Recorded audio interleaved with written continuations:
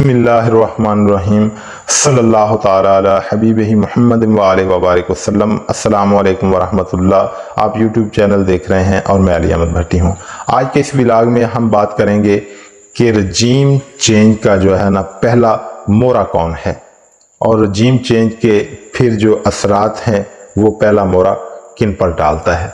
तो जी हाँ, दुनिया में जब भी एक ताकतवर मुल्क या चंद ताकतवर मुल्क या कुछ चार ताकतवर मुल्क जमा होकर किसी मुल्क में रजीम चेंज लाते हैं, ज़ाहिर एक लॉबी होती है आलमी सतह पर ताकतवर मुल्कों की, उनके मुफादात होते हैं और वो अपने मुफादात के मुताबिक दुनिया के दीगर ममालिक में रजीम चेंज लाते हैं। जिस तरह सबसे पहले आलम इस्लाम में रजीम चेंज जिस मुल्क में जो है मादी कदीम में जो पिछली सदी में लाया गया वो खिलाफत उस्मानिया को तोड़कर लाया गया और जो मुल्क इसमें शामिल थे वो ये थे बरतानिया था, फ्रांस थे और रूस था।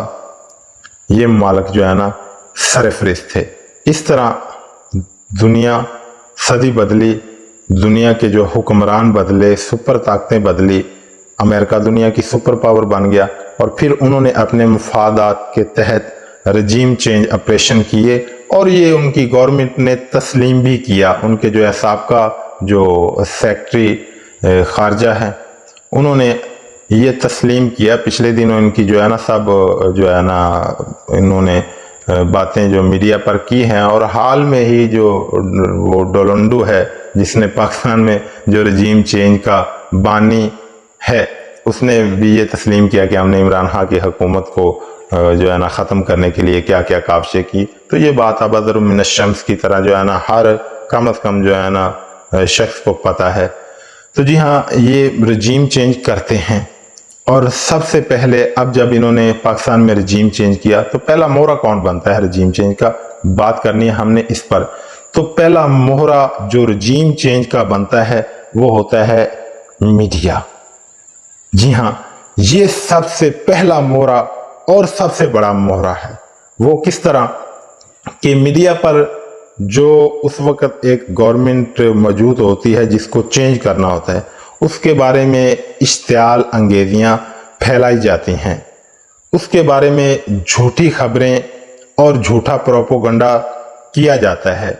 उसके अगर कोई चीज़ मिसाल के तौर पर जिस तरह पेट्रोल का रेट है वो आलमी सतह पर बढ़ता रहता है, 1 रुपया पेट्रोल का रेट बढ़ा तो उस पर चाँ बाँ कर दी, आसमान सर पे उठा लिया कि मुल्क का बेड़ा गर्क कर दिया, आवाम का बेड़ा गर्क कर दिया, आवाम पर महंगाई का आइटम बम जो है ना फेंक दिया, बिजली महंगी कर दी 1 रुपया जी, वो 50 पैसे पेट्रोल महंगा कर दिया जी, वो जो है ना 2 रुपये डॉलर महंगा हो गया। अब जो है ना कह लें कि अवाम पर जो है ना कहर बन के टूटेगी महंगाई, ये होगा वो होगा। और मस्बत चीज़ों को बिल्कुल ना उजागर करना, जिस तरह के इमरान खान साहब पाकिस्तान में 10 डैम शुरू किए उन्हें बिल्कुल जो है ना इस मीडिया ने उजागर नहीं किया। उसके बाद इमरान खान ने एहसास प्रोग्राम शुरू किया, मुख्तलफ जो है ना पूरे पाकिस्तान के शहरों में लंगर खाने खोले, पनाह गाहें बनाई और उसके बाद जो है लोगों को एहसास प्रोग्राम के तहत और बेनज़ीर इनकम सपोर्ट प्रोग्राम को भी साथ चलाया। 12-12 हज़ार 14-14 हज़ार रुपये लोगों तक, गरीब लोगों तक पहुँचाए। इन्होंने उसे उजागर नहीं किया।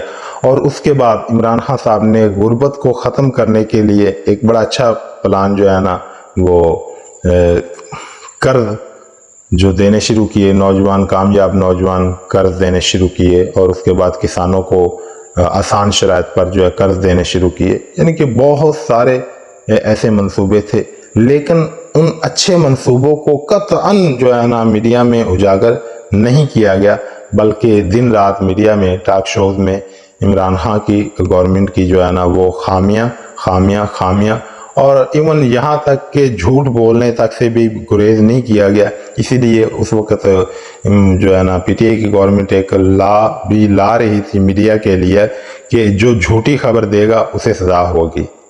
ठीक है, तो ये मीडिया के ज़रिए पहला जो है ना रजीम चेंज ऑपरेशन शुरू किया जाता है और पहला मोरा बनता है मीडिया। ये फिर आवाम की ज़हन साजी होती है कि इंसान ज़ाहिर है कि जो सुनता है उसे उस पर यकीन करता है, हालांकि आलमी हालात को मद्देनज़र रखना चाहिए। और इमरान खान साहब मीडिया पर बार बार कहते थे, अच्छे चैनल भी कुछ थे, 2-3 चैनल जो है ना वो मामलात को चला रहे थे, बता रहे थे।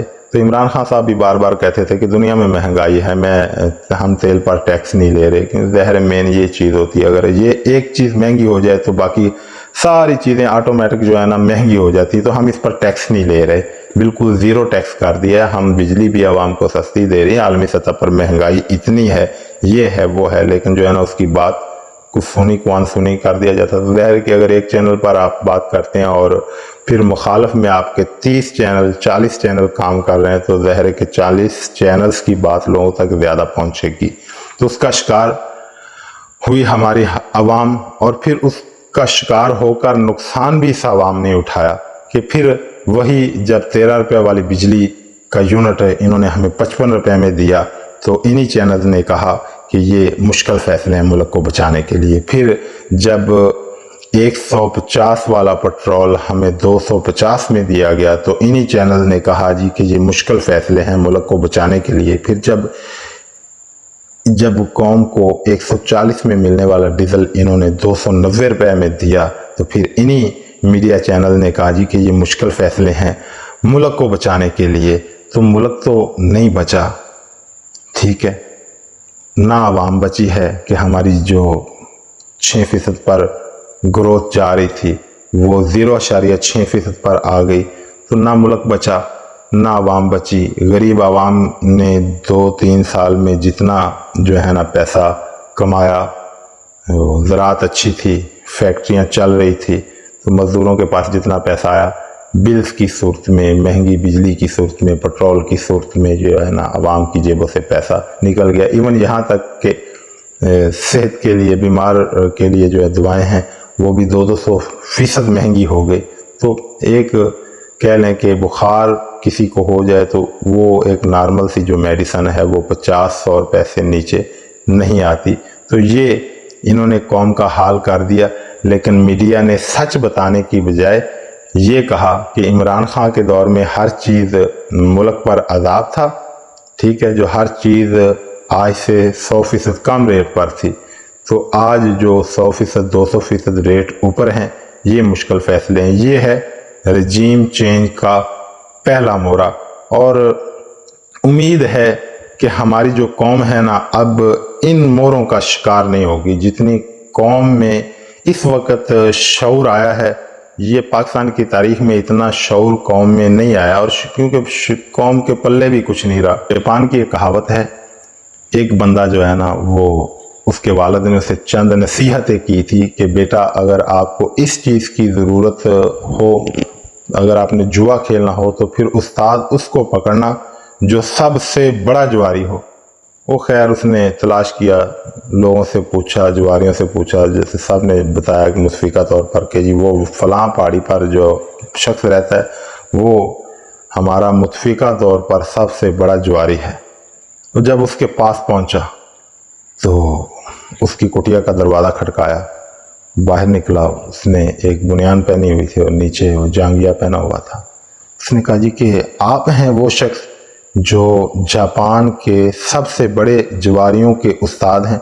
ने कहा जब सब ने कहा है तो फिर आपको यकीन करना चाहिए, और यकीनन मैं ही वो शख्स हूँ। तो उसने कहा ये आपकी हालत क्या है कि ये तो एक बड़ा जो है ना पैसे वाला काम है, खेल है, तो ये आपकी क्या हालत है, आपने जांगिया पहना हुआ, बुनियान पहनी हुई। तो उसने तारीखी जवाब दिया, उसने कहा कि उस्तादी हासिल करते करते जो है ना ये हालत होगी।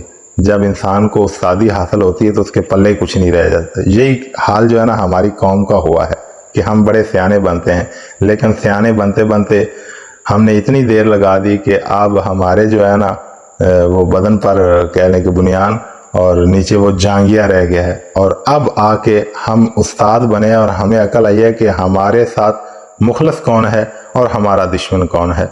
अब तक के लिए इतना ही, इजाज़त दीजिए। अल्लाह।